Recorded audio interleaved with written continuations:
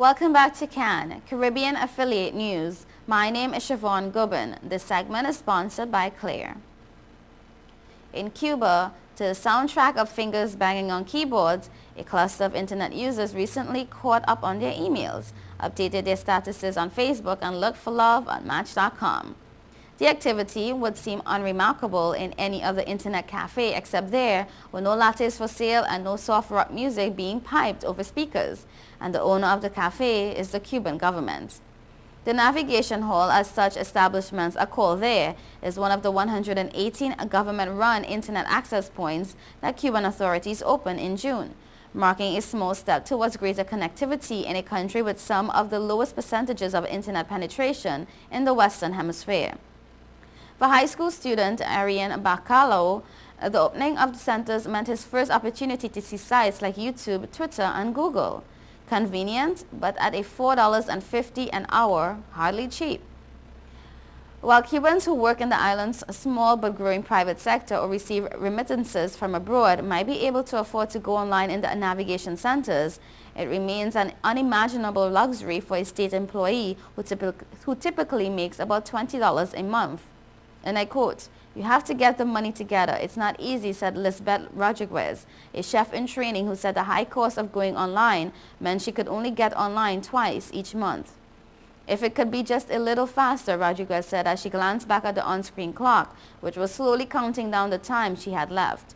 "But I'd rather pay $4 here than $10 to get online in a hotel."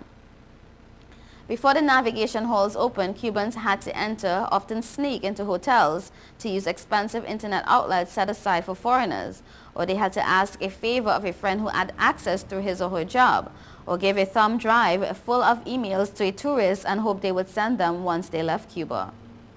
Even though there are the 118 new halls, there are only a total of 419 computers where people can go online.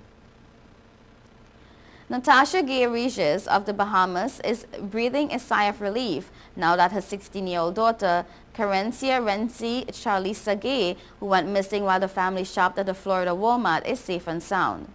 The mother and daughter released a photo of the pair smiling in a Kentucky restaurant on Tuesday, shortly after being reunited. According to the family, the team, accompanied by her 15-year-old brother, mother, and stepfather, were in the Walmart in the Pompano Beach on Saturday. She was given $100 to purchase school items, but indicated she had some items already and wanted to shop in another area of the store. She is starting in grade 12 at high school in Grand Bahama when school resumes in a few weeks. And I quote, "There obviously are a lot of things that go through a parent's head during this time, but right now the first thing I have to do is thank God," said Gay Regis. "There were a lot of interesting things stated over social media about what I ought to do when I get in touch with her and about what kind of person she is. At the end of the day, she's my child, and we're going to begin by just being grateful that she's back with us and move on from there.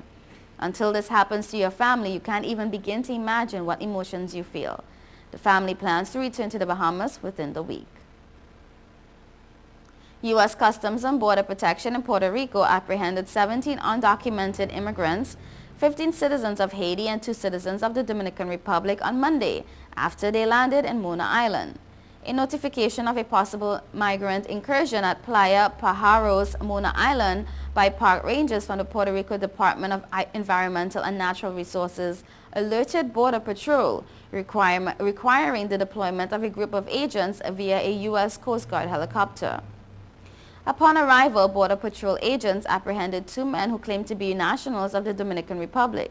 An extensive search and rescue operations ensued through the inhospitable natural reserve, resulting in the apprehension of 15 migrants, 12 females and 2 males, all claiming to be nationals of Haiti. Border Patrol agents administered first aid to a significant number of migrants who had symptoms of dehydration. In the evening, a U.S. CG cutter transported the group to the Mayagüez port of entry for immigration processing by Border Patrol.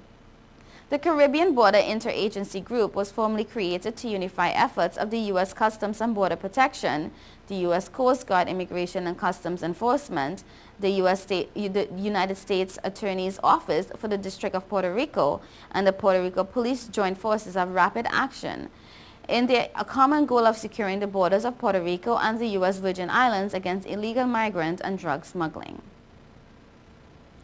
In the Dominican Republic, one man has been detained in connection with ongoing investigations into the discovery of 39 kilograms of cocaine.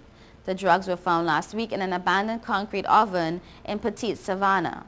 According to police, PRO and head of the drug squad, Inspector John Carbon, the drugs have a street value of $1.4 million. The man was brought into police custody on Tuesday and is being questioned by authorities in relation to the offense. The name of the individual cannot be released since no charges have been laid. Last month, 3 men were arrested and appeared before a Rougeau magistrate for possession of and possession with intent to supply 30 kilograms of cocaine. The men Orlando Moise and Francis Moise and Clinton Harriet of Petite Savannah and Garnett Jolie of L'Aubrière received bail in the sum of $150,000 in the High Court.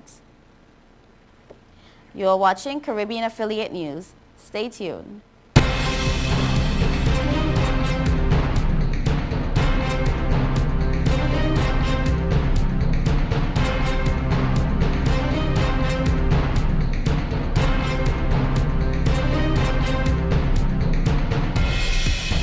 Since we announced Sign and Drive with zero out of pocket and low monthly payments, cars been flying out of Bronx Honda at a record pace. Whoa! New Accord with zero out of pocket for $249 a month, or new Civics just $199 per month, or save thousands with 0% financing. You never had to leave the Bronx to get the best price on the Honda. Bronx Honda guarantees the lowest price in the Bronx. Bronx Honda, East Tremont Avenue. Visit BronxHonda.com.